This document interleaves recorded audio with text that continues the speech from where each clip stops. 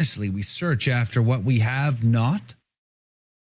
Is it on this account that St. Peter and his brother, St. Andrew, left much because they denied themselves even the desire and inclination of possessing anything, according to St. Gregory?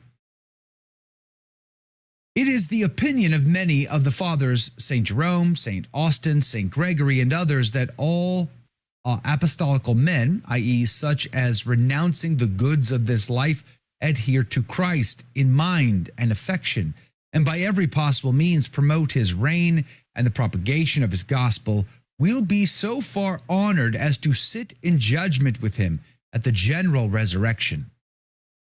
The great commentary of Cornelius a Lapide would say, the words first and last, as applying strictly and literally to eternal life.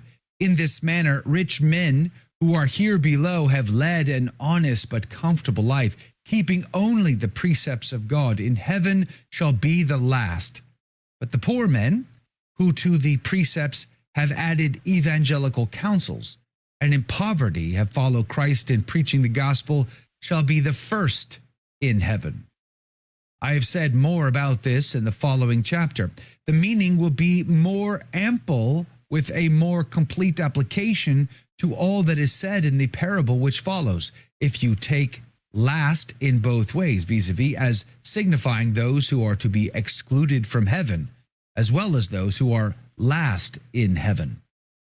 For the apostles, who first shall judge the 12 tribes of Israel, as it were the last, shall award to many of them as being just the kingdom of heaven, and to many as being unjust, hell. Moreover, this sentence, many that are first shall be last, and the last first, Christ explains by the subsequent parable of the laborers. This sentence is, as it were, the pro-parable, i.e., the title and argument of that parable, to which is annexed the post-parable, as it were, the scope and application of the parable. Thus, the last shall be first, and the first last. For many are called, but few chosen. Whence it is plain that the post-parable exactly corresponds to the pro-parable, indeed, that it is one of the same thing. The first, therefore, are called the chosen, or the elect, but the called only, not the elect, are called the last. You got to choose wisely, right? When you reach the gates, are you prepared? Are you ready to pass through those gates into heaven itself? How do we pass from this to that? Through baptism, of course. How do we make sure that we get there? Through the sacraments, through confession and the Holy Eucharist. So you must lay aside your burden of sin so that, like the camel, you too can pass through that eye, that needle. But with sin, you will be too burdened down and you will not make it. So pray, fast, and confess. We'll be back in 2 minutes.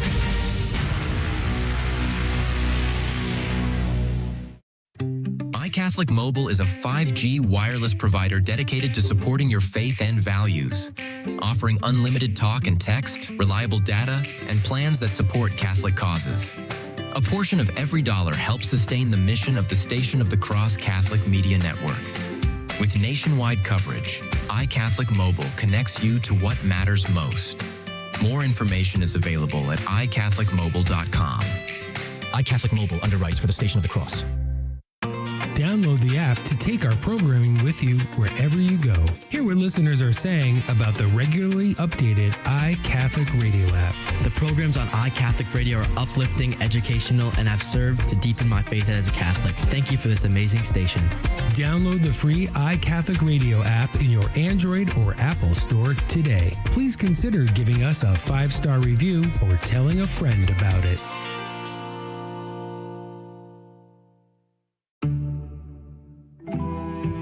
Please join us in a prayer to our guardian angel. In the name of the Father, and of the Son, and of the Holy Spirit, amen. O holy guardian angel, take care of our soul and body.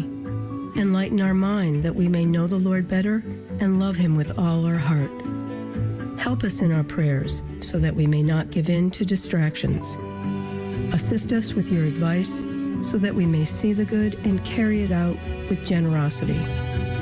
Defend us from the insidious snares of the enemy, and sustain us in temptations, that we may always be victorious. Remedy our coldness in our worship of the Lord. Cease not to protect us until you have brought us into paradise, where we will praise our good God together for all eternity. Amen.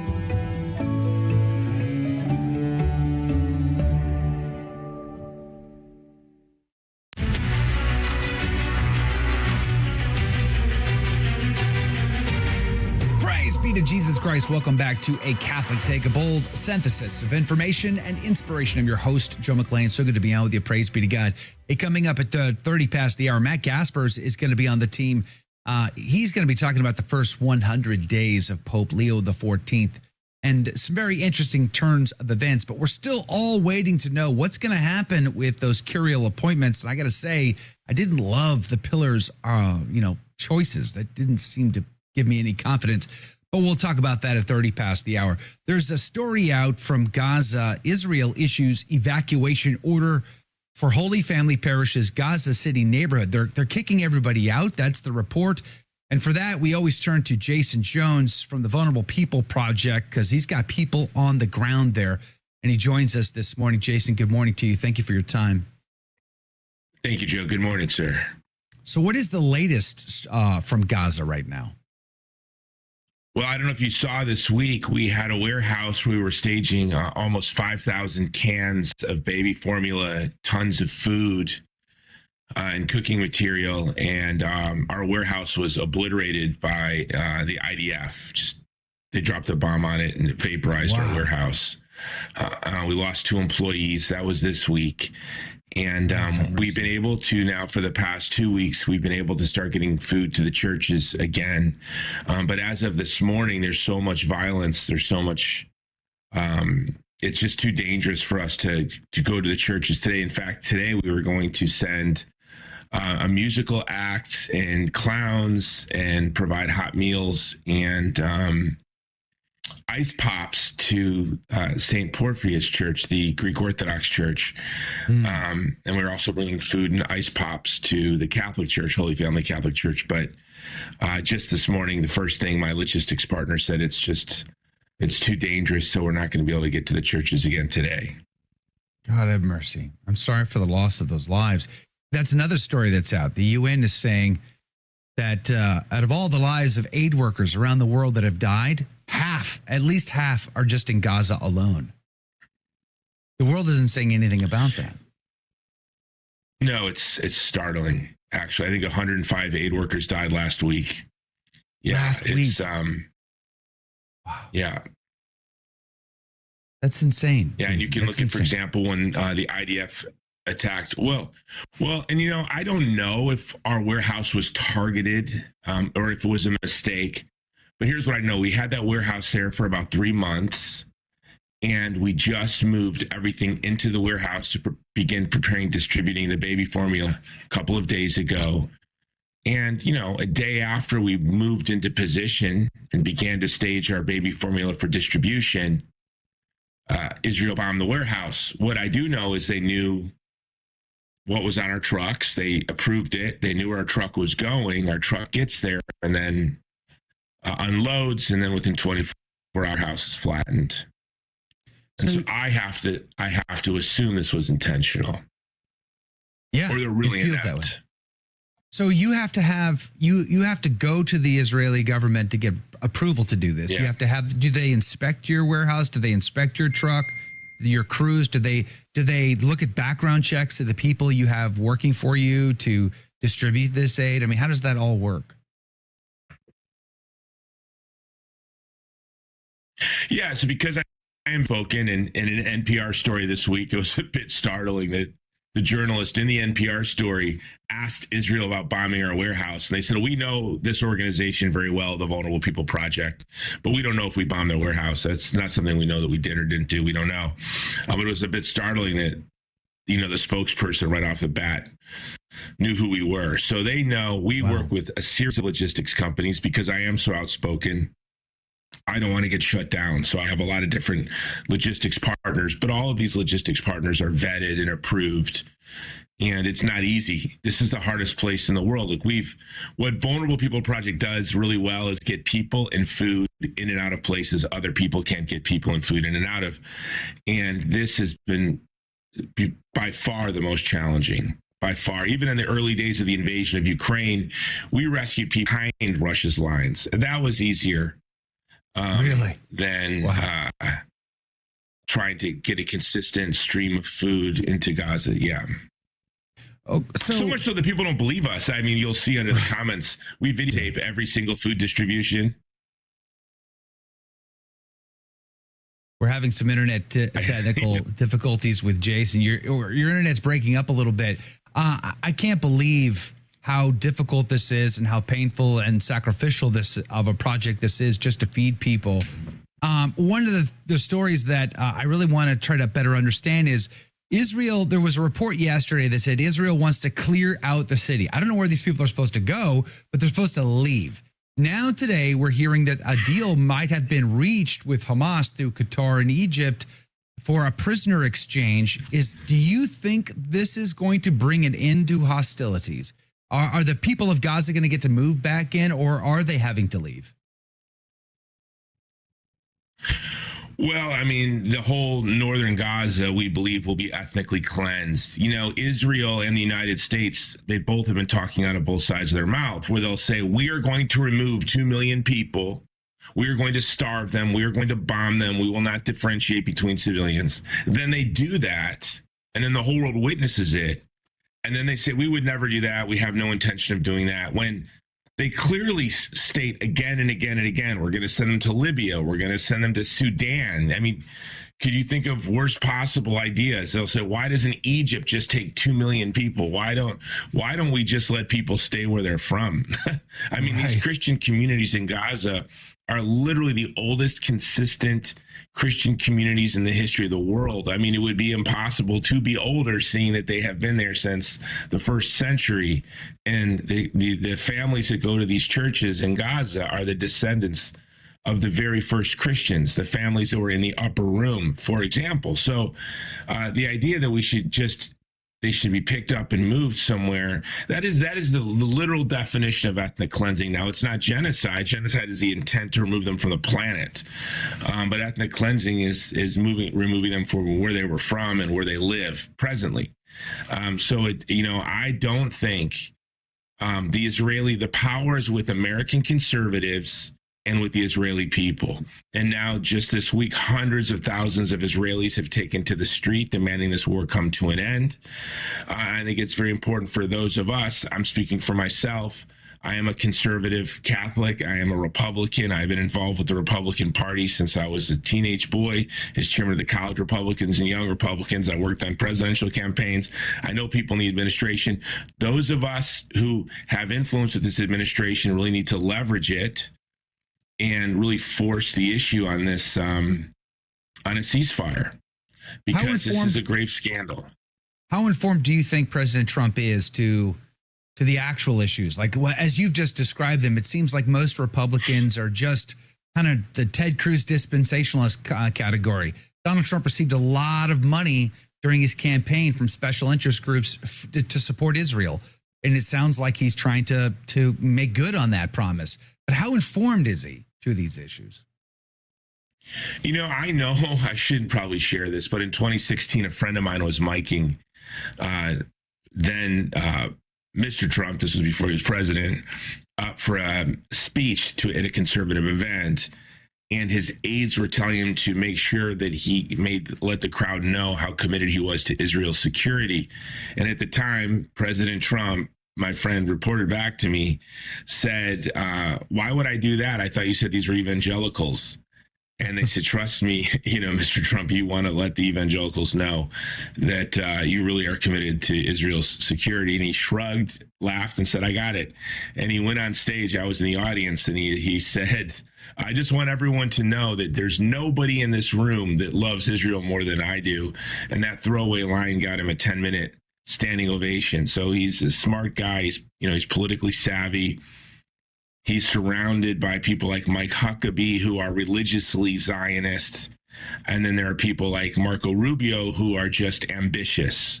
and know where power lies. So I would never expect Marco Rubio to stand up to the state of Israel, because he has ambitions, and the Israeli lobby is key to those ambitions. And then Mike Huckabee, he's a very kind, good man. I know him, but this tells you this, he's an example of how dangerous theology reduced to ideology is. He's insulted the countries of Ireland. He tweeted out at Ireland that they're a bunch of drunks, that they should sober up, because Ireland sought to sanction companies that did business with Israeli settlers who were literally at that time attacking and killing Catholics in Taiba and the West Bank. And Huckabee jumped to X to defend the settlers who were brutalizing Christians.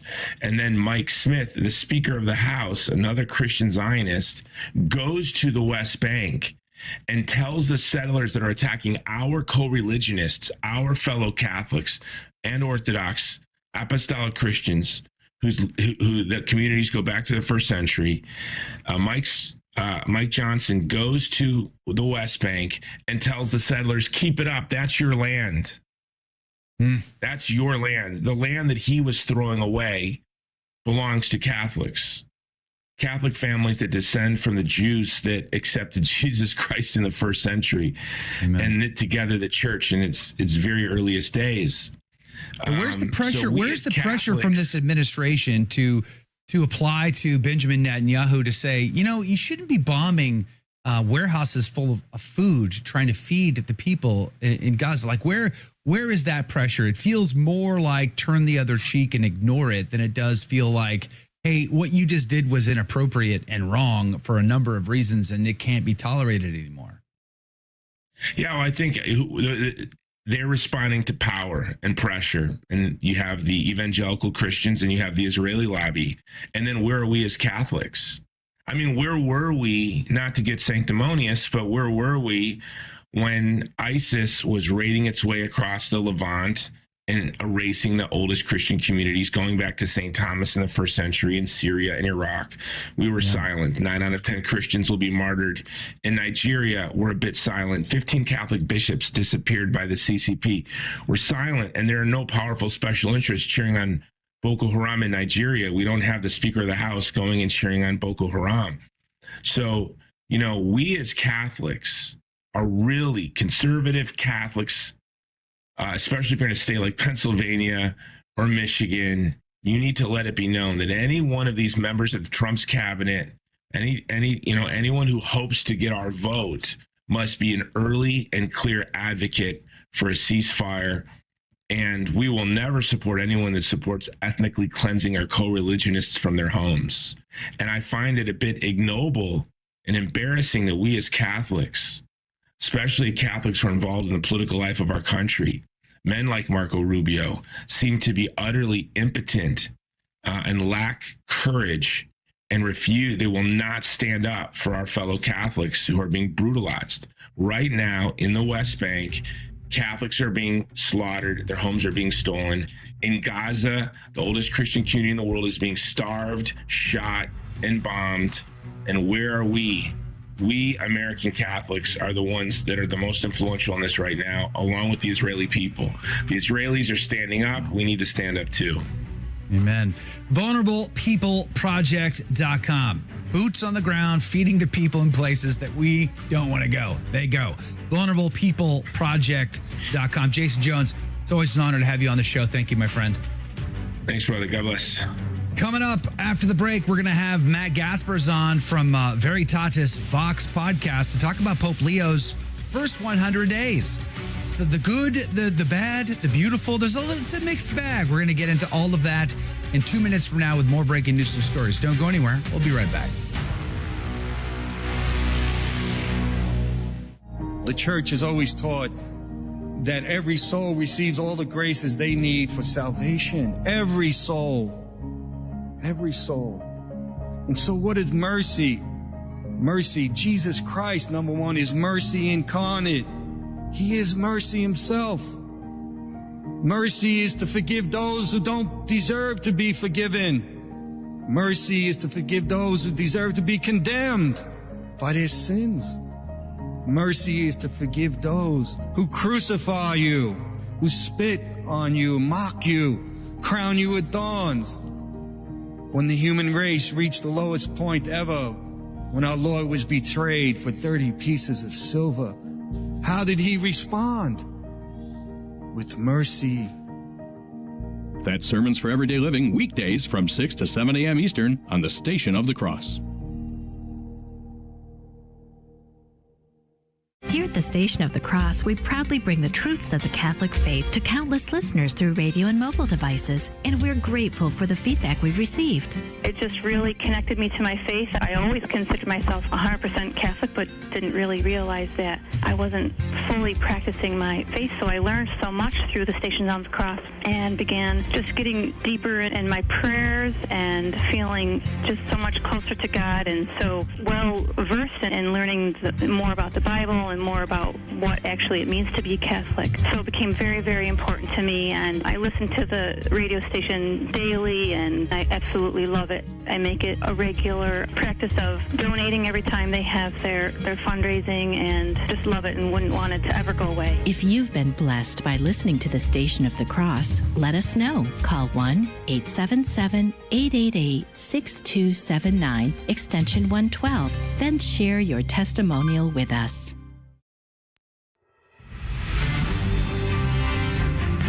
Praise be to Jesus Christ. Welcome back to A Catholic Take, a bold synthesis of information and inspiration. I'm your host, Joe McLean, and here are your headline news.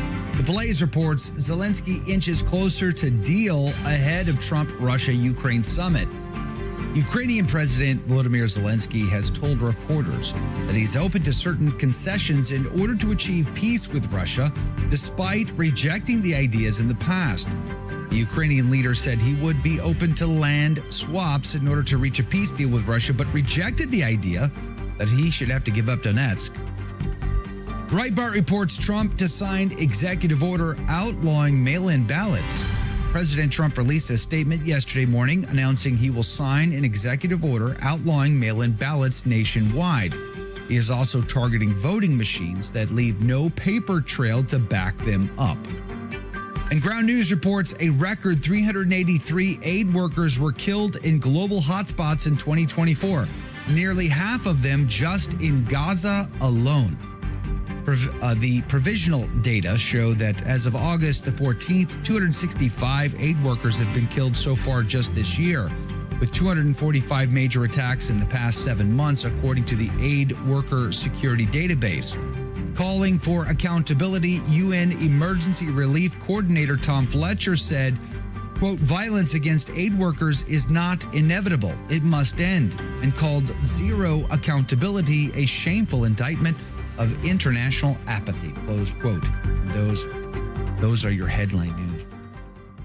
Praise be to God in all things. I'm going to be linking to a series of articles today for you over in the show notes, one of which is a 100 Days of Leo XIV by Rate Cheli blog. There's also a Pillar article on his potential curial appointments. It's all speculation at this point, but it's an interesting and detailed article.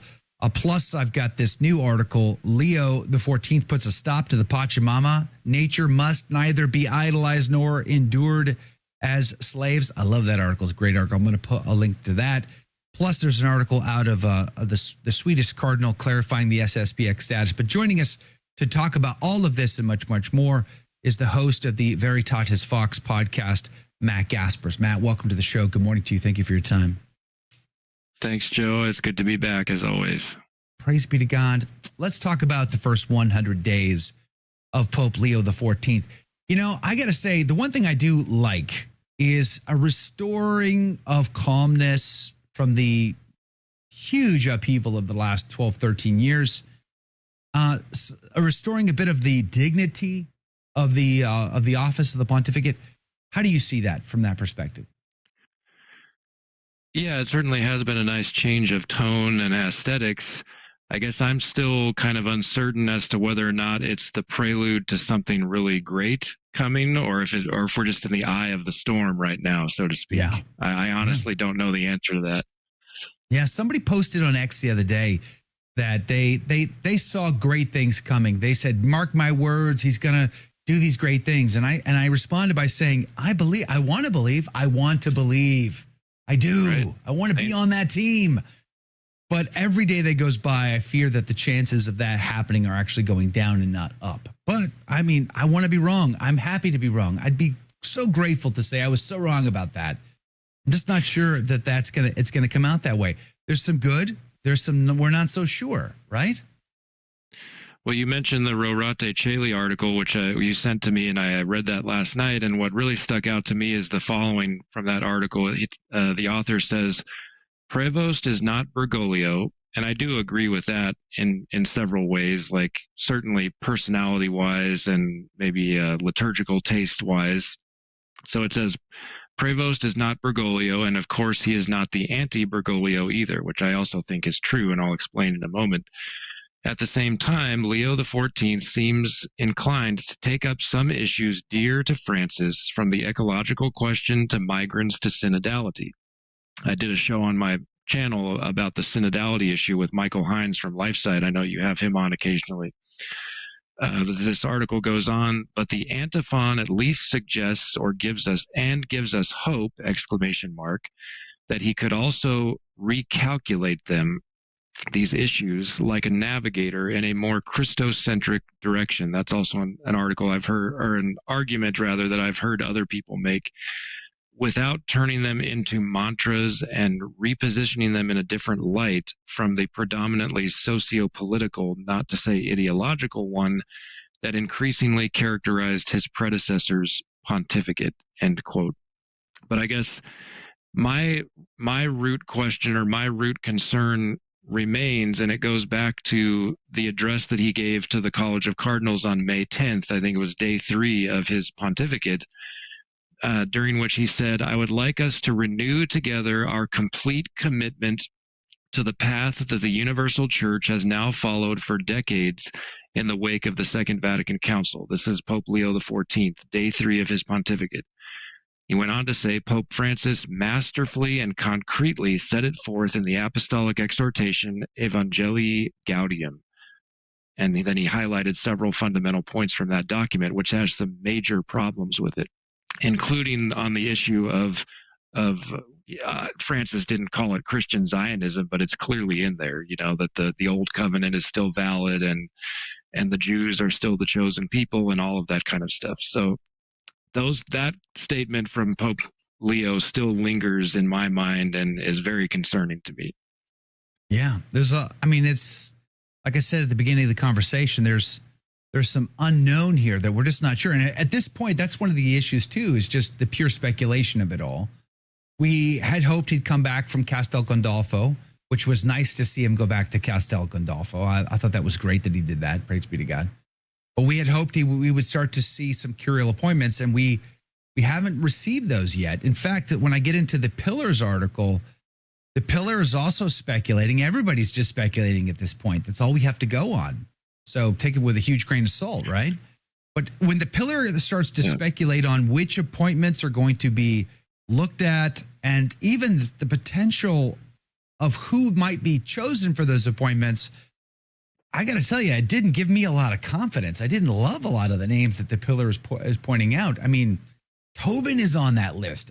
What? No, Tobin does not need a job. Tobin needs retirement. Mm-hmm.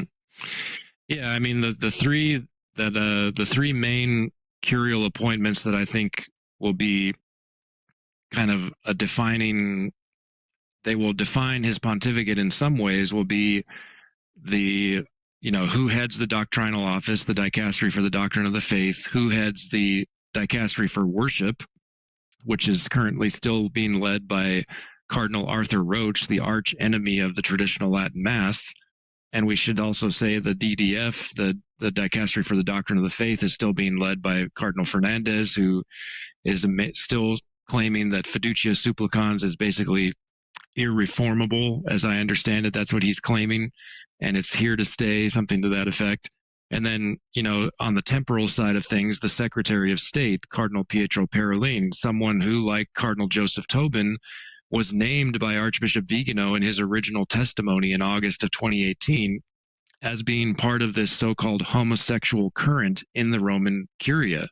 And I also read recently this article on Substack.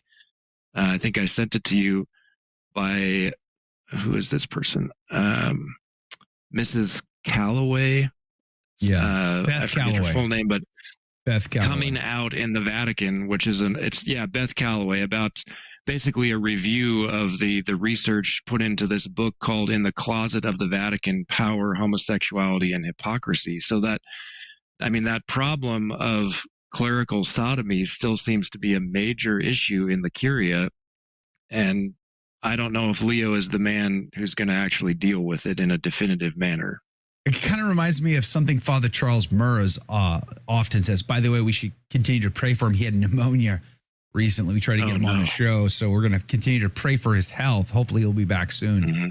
But something he said it to me a number of times, because I just still scratch my head. I don't understand how all this works. Like, if you were to believe that article, which I will link to today as well, by Dr. Martel, and it's a few years old now. It's not new, this book. In the Closet of the Vatican: Power, Homosexuality, and Hypocrisy. It's an old book.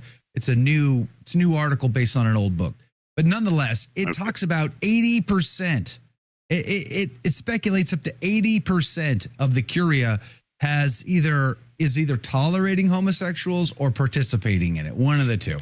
And it's like I've heard that same figure from I've heard that same figure from other reliable, trustworthy sources, people I know who have inside knowledge. So whatever the number is, it's high. I don't know what it is, but whatever that number is, it's high. I'm not sure Dr. Martel has the right number, but whatever it is, it's a high number. It's too high of a number. It's not tolerable, whatever the number is.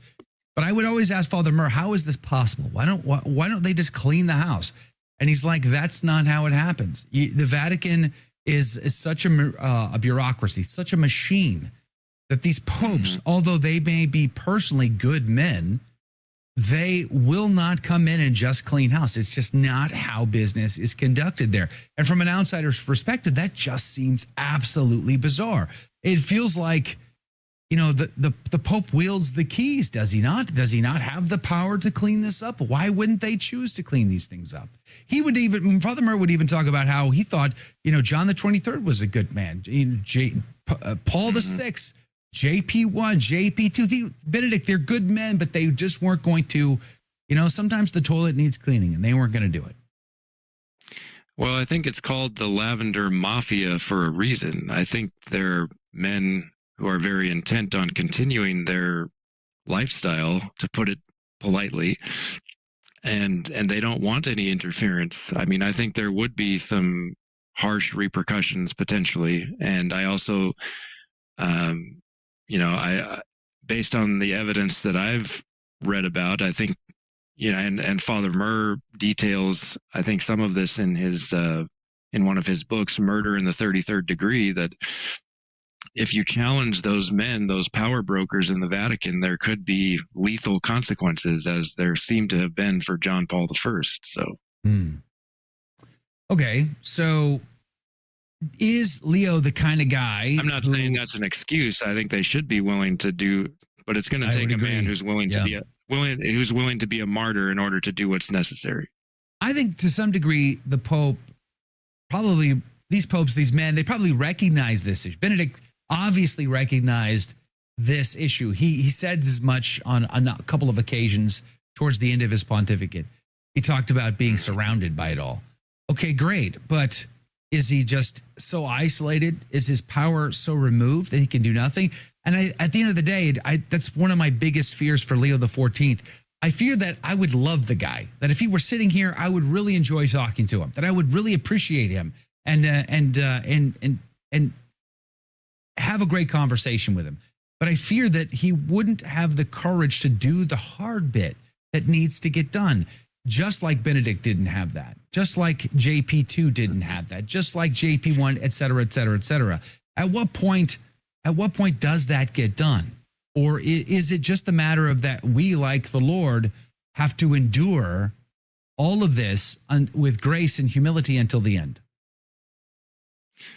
Yeah, that's a good question. I suppose we'll find out in the coming years, because Leo's going to be with us, a long time, presumably for quite a while. So I'm sure we'll find the answer to those questions. So that's kind of on the administrative side of things, but also, on the doctrinal side of things, as I said, I'm still concerned that I would still like to know, and I'm sure we'll find out over time, if there's a substantial difference when it comes to doctrine between Leo and Francis, because there are indications that he is in some of the statements that he's made, and maybe we'll see what he chooses to write about in his first encyclical. But I don't know if there is a substantial difference between the two of them or not. And he's clearly a big fan of, as I quoted, the path that the church has been on since Vatican II. And that's also very concerning to me, because that path has led to the church's auto demolition, to quote Paul VI, so it's not a good path to continue on. We need to get back to the path of restoration and tradition, in my opinion.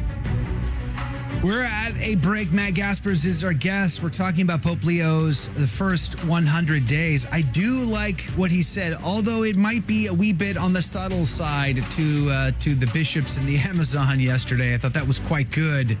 It needs to be a wee bit stronger for my liking, but still headed in the right direction, praise be to God. But coming up after the break, I want to talk more about just nature worship. I want to also talk about the SSPX, squeeze that in before we run out of time, with Matt Gaspers from the Veritatis Vox. Back in 2 minutes. Don't go anywhere.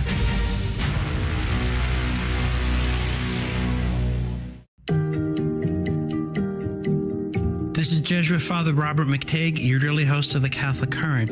Join me on Tuesday at 5 p.m. Eastern to welcome back author Steve Ray. We'll be talking about Catholics and the Old Testament. Do they really need each other? Find out on the Catholic Current on Tuesday at 5 p.m. Eastern, coming to you from the Station of the Cross and the iCatholic Radio mobile app.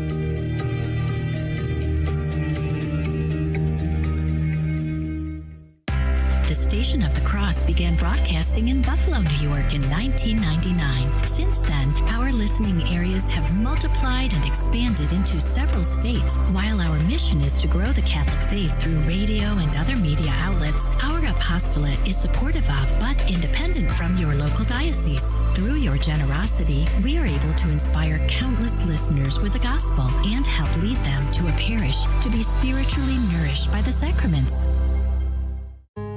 At the Station of the Cross, we understand that life circumstances can affect your giving options, whether by moving or by switching banks and credit card numbers. Please let us know if recent changes have been made to your payment information so that we can better serve you as you continue to bless us with your financial support. Update your information today at thestationofthecross.com or by calling 1-877-888-6279, extension 104. Catholic radio has just been a lifesaver for me. I still listen to it every day. I start my day with it. I listen to it all day long as much as I can. I am very grateful for it. It's just an amazing thing to have, as I am new to Catholicism. Obviously, it's not only helping me, but it's helping so many other people on their walk. Thank you. God bless you for iCatholic Radio. It has changed my life. Donate today at thestationofthecross.com.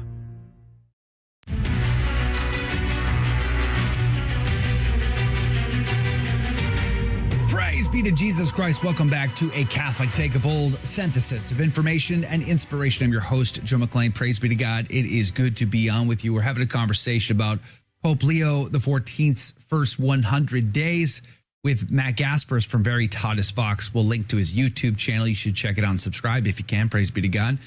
Matt, welcome back. I want to just quote this statement he made yesterday. I like the headline from Solari here. It says, Leo XIV puts a stop to the Pachamama.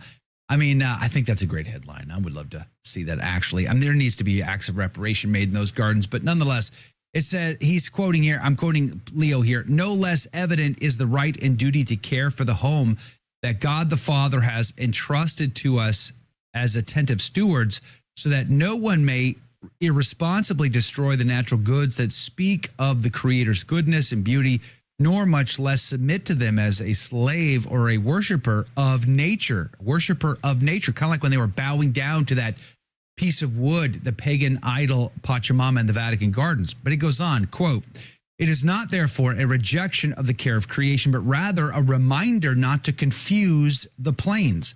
The Amazon rainforest, its rivers, the peoples who inhabit it, all are a part of a design that does not find its meaning in itself, but in Christ, in whom all things are brought together. Ephesians 1:10. In this light, Leo XIV urges the bishops of the Amazon never to lose sight of the primacy of proclaiming Jesus Christ, the only one capable of redeeming man from injustice and oppression. Wherever the name of Christ is preached, the telegram recalls, injustice recedes in proportion, close quote. And that's a great statement. Praise be to God. And I think it just illustrates what we're talking about in the last segment about that. Like, he's doing some things really well, and I'm very encouraged by. I find very hopeful, moving in the right direction. It's slower than I'd like, but still moving in that direction. And then to your point, other things, we're still we're just not sure. We're just not sure. Is it a case that he intends to correct the errors of the Francis pontificate just subtly and slowly? Yeah, which I really don't think is adequate. And Bishop Athanasius Schneider has spoken to this issue before as well. And I think I asked him about this when I had him on my podcast back in May, just a few days after the election of Leo XIV. And he said it on other podcasts that the Pope needs to issue formal corrections of his predecessor's grievous errors. I mean, we can call them heresies, even if, Pope Francis was not a formal heretic. What some of the things that he said are, objectively speaking, heretical, and they have to be corrected specifically, explicitly, formally. It's not enough to have these little implications or innuendos. That's not gonna cut it. And also, I did a podcast on my channel, Veritatis Vox, with my friend Ryan Grant, who's a publisher at Mediatrix Press. He does a lot of translations of Bellarmine and other great doctors and saints of the church. And the name of the podcast is Quo Vadis Leo, ? A sober assessment. And in that podcast, Ryan presented an article, I forget the name of it, but it shows evidence that Leo himself has said we need more priests like Pope Francis. So again, it's so hard to know with Leo. There are positive indications, but then there are also concerning things. Sure, and I think it's just going to take time to get to the bottom of it, I guess. Personally, to connect this discussion with your previous segment with our mutual friend, Jason Jones, LifeSite reprinted recently an excellent article written by Dr. Matthew Sakanikis, who teaches at Christendom College. And it says, Pope Leo needs to reaffirm that the church is the true Israel of God. Amen. In my opinion, that is becoming one of the defining issues of our times, this issue of the Christian Zionist heresy. And it needs to be addressed in a magisterial manner by the Pope and the bishops. That is a very pressing matter, not only because of its spiritual dangers, but also, as Jason has described, it's terrorizing and decimating the people of Gaza, and it needs to stop. Yeah, Christians need to stop supporting this heresy. Amen. Matthew Sakanikis is going to be back on the show tomorrow, as a matter of fact, to follow up on the conversation we had with him. I think it was a week before last. Praise be to God. And I would agree. Wouldn't it be amazing to see that in his encyclical, which we don't even know what's going to be in the encyclical at this point. We're still all speculating. What will he write for his first encyclical? I doubt it's going to be that, but boy, would it be amazing if it was that, especially given that there was an article I'm linking to today as well. Latin Patriarch of Jerusalem says Satan wants to rule where Jesus lived. I just ruminate on that. Take that in for a moment. Let that just settle in your mind that the Patriarch of Jerusalem, Pizzaballa, is saying that Satan wants to rule there. And that's why we're seeing what we're seeing there. That's an incredibly strong statement from the Patriarch of Jerusalem, the Latin Patriarch of Jerusalem, which is part of the reason why I was rooting for him to come out on that loggia from the conclave. But God's will be done in all things. Before we run out of time, though, I do want to get to the SSPX. They're back in the news right now. The Swedish Cardinal clarifies Society of St. Pius X status after unauthorized visit. We're linking to that in the show notes today. So let's talk about the SSPX. They're being listed as a part of the official Jubilee in Rome. This is not the first time that's happened. Praise be to God. I think the last Jubilee, they were also listed. So this is good news. This is a good step for trying to find ways to reconcile the society with the church, wouldn't you say? But the Swedish bishop's not happy. Yeah, there's something going on where Bishop Fillet was performing Episcopal functions in his diocese, and he got a bee in his bonnet about that or something like that. But I mean, my question for the Cardinal and just for anyone who is opposed adamantly to the Society of St. Pius X, what exactly do they need to do in order to be in what people, including popes, have said full communion? I think I discussed this in an article that you interviewed me about a couple years ago when I provided some exclusive details from the Archdiocese of Kansas City. They commented on the SSPX in light of the Immaculata Church consecration ceremony back in May of 2023. And I end that article by asking, what are Catholics to make of the familiar claim repeated by the Archdiocese of Kansas City that the SSPX are not currently in full communion with the Catholic Church? Because according to the current Code of Canon Law, 1983, here's what it says regarding communion. Those baptized are fully in the communion of the Catholic Church on this earth, who are joined with Christ in its visible structure by the bonds of the profession of faith, the sacraments, and ecclesiastical governance. Well, the members of the SSPX clearly profess the same faith and share in the same sacraments as the Catholic Church. They're Catholics. They also have habitual faculties to absolve sins from Pope Francis, who likewise authorized local ordinaries the possibility to grant faculties to witness marriages, and really taking for granted that those same nuptial masses will be celebrated by an SSPX priest. So obviously it's okay for them to celebrate public masses by implication. So what exactly does the SSPX need to do in order to meet that canonical criteria for full communion that they don't already have? And so in other words, why are they denied a canonical status in the church? I don't understand it. Politics, probably, but it's the debate over Vatican II and the documents of Vatican II, I would say, is the primary driver, no? I would assume so, but that's also confusing to me because, as I understand it, the society actually accepts the lion's share, the vast majority of what the Vatican II documents say.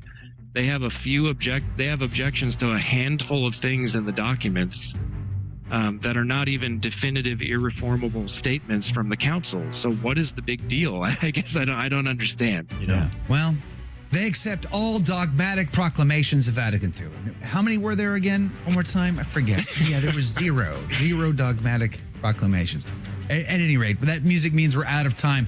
I'm going to encourage everybody to check out the Veritatis Vox podcast. You can find it on YouTube. Just look for Matt Gaspers, but we're going to put a link to it directly in the show notes for you today. Matt, great to have you back on the team. Thanks for getting up early and being on the show. Praise be to God. We'll link to everything else. And Matthew Sakanikas, Dr. Sakanikas, is back tomorrow morning. We'll see you there. God love you. God bless you.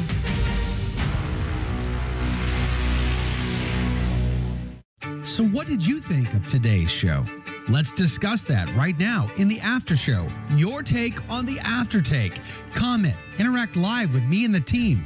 All you need to do is search for one of our live video feeds on Facebook, YouTube, Rumble, Twitter, LinkedIn, and elsewhere. Simply search for the Station of the Cross, Joe McClain, or A Catholic Take. I'm looking forward to seeing you and interacting with you directly. It all starts right now. It's the after show. And we're back. Welcome to the after show, everyone. And I believe morning. Matt is on with us.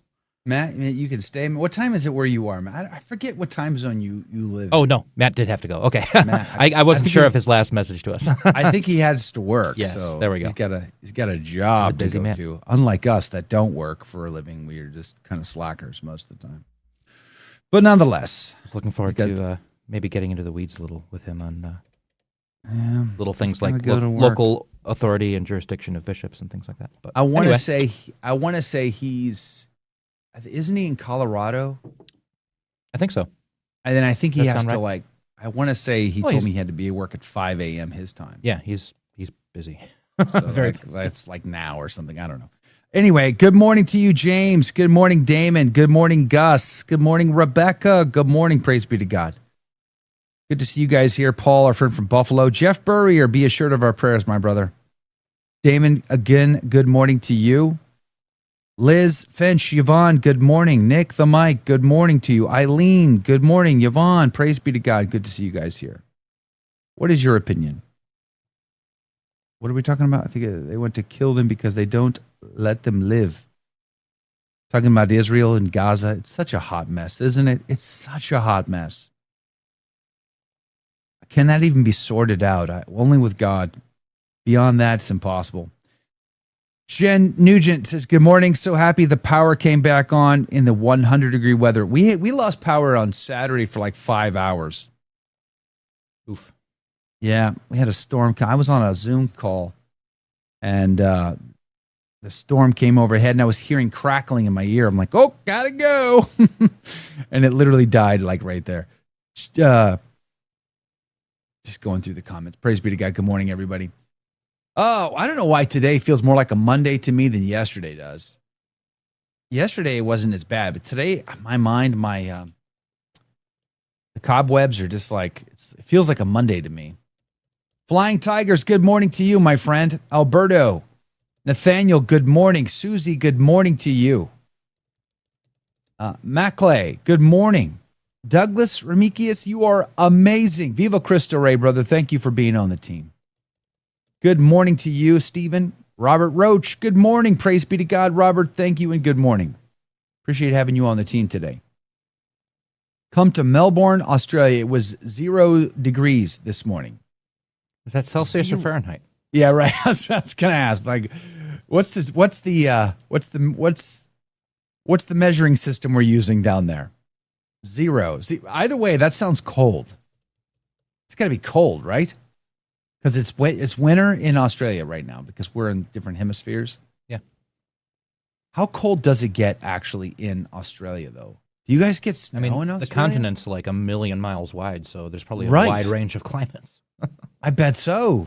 But do you get snow there? Does it snow anywhere in Australia? Memento, good morning to you. Joe, do you think Pope Leo or any future popes will bring back the papal tiara and the what? How do I say that? Is it the sedia gestatoria? I'm just guessing. Thank you. I was like, gestatoria. That sounds like some sort of like some intestinal thing. What is the sedia? And the answer is 2 popes from now. Don't listen to him. Yeah, it's 2 popes from now. Don't be sucked in. Won't happen this time, and it probably won't happen when Cardinal Frank Leo of Toronto is elected Pope. It'll probably be the one after Cardinal Frank Leo. How old is Cardinal Frank Leo? If Pope Leo has a 20-year pontificate, Cardinal Frank Leo will be about the age that Pope Leo is now. So he's young. Very Holy young. Smokes. Oh yeah, he's in his 50s, early 50s. Super young. Oh, then forget it. How's he? Does he have sugar every day? Oh, he must to be so based. Carbs. He's probably eating carbs up. He's not going to last. Don't worry about it. He's one of those. He's going to pray live for him because he might not 100. live long enough to get there. In his 50s, he might even have a heart attack. He's got a funny. He sounds a bit like a New York Italian. He's got Italian heritage. It's great. Yeah, he's got a fun accent, but it's like Canadian. He's from Toronto. But I can't remember if he's born in Toronto or. Let me look him up. What is a sedia gestatoria, by the way? That's the chair he gets carried around in. Ah, got it. Do I think they'll come back? I want them to. Does that count? Do I think they will? I don't know. You're going to have a guy who just doesn't care about what you think about him. In the way that Francis doesn't care. Francis didn't care what you thought about him, but on the opposite side of the spectrum, right? You're going to need a guy who's like, you know what? I don't care that you don't. Yeah, but that's caring what people thought about him. He didn't want to be thought of as the guy who, wears the fussy things. I'm not fussy. No, don't make me wear that. The carnival's over. That's caring what people think of him. I know, but I need a guy. He cared very much that people thought of him as, different, more humble, because he wore those things, Yeah, he went out of it. You're right. He did go out of his way to make sure that everybody saw him as humble. Yes, and he went to the point to make sure that he had professional pictures taken of him, being very humble. Adopting what your predecessors did is, That's the sign of humility. You're It's you're kind of submitting like- to the office. Can I just say that, So- like right now on X, there's like, I forget her name now. I actually interviewed her. She's a lovely lady. Nothing personal about her, what I'm about to say. But she's the lady from England who gets arrested for praying silently. And she keeps posing for these pictures of her praying silently. And I just feel so cringy about that. Like just the posing of it. You know what I mean? It's just so performative that I don't love it. It's kind of like that. Every time I see that picture of Francis on that subway train, looking so humble, Francis the Humble, it's just so performative. It just feels creepy. It just feels creepy. In any case, Frank Leo was born in Montreal. Uh-oh. Am I hearing thunder and lightning? And are you? Or is your internet going to cut out? I don't know. Not sure. We're going to find out. I got to pull up the weather. But he's 54. His motto is quodcumque dixerit facite. Gesundheit. Do whatever he says. He's got a great coat of arms. I was looking at this earlier, back right after the conclave. So you're saying we got to wait till he gets there before we No, start to I'm see saying the he after him. After him. He is gonna succeed Leo the 14th, and then after him we'll see the Pope who brings back the tiara and the sedia gestatoria. Don't see it, pal. Mm-hmm. I wish. I want to believe, but I'm not seeing it. Well, you might not see it because you don't eat sugar, but because I Because I do, don't I will eat live to be sugar, I will live to be exactly 100, right. and I will see the third Pope coming that'll bring it back. So I will see it. Right. Okay. Good luck with that one. By the way, good morning to you, Christine OFS. Good morning to you. Honeybee, you are on the team, and you guys are amazing. Douglas Ramikius, good morning to you. I really appreciate it. Memento says, or like Matt Gaspers said, a pope who is willing to become a martyr. Oh, yeah. At the end of the day, you need that, right? I feel in some ways like the Pope's almost like a prison. I mean, he is basically a prisoner to the rest of us. And he's literally sacrificing everything to be in the service of all of us. Mm-hmm. And that might feel even more real being at the Vatican, surrounded by such a bureaucracy. I can imagine that would be incredibly overwhelming to most people. I think I would feel overwhelmed by all that. Honestly. I mean, what kind of personality would it take for someone to be able to stand up? You'd have to have such a strong, that's why Francis did what he did, because he was such a strong personality. You have to have a strong personality to wield that beast of a bureaucracy. Mm-hmm. And that's just in normal circumstances, let alone adding things like Lavender Mafia on top of it. Or just financial corruptions that we talked about yesterday with Rob Morrow. I mean, the human concupiscent element just makes it 10 times worse.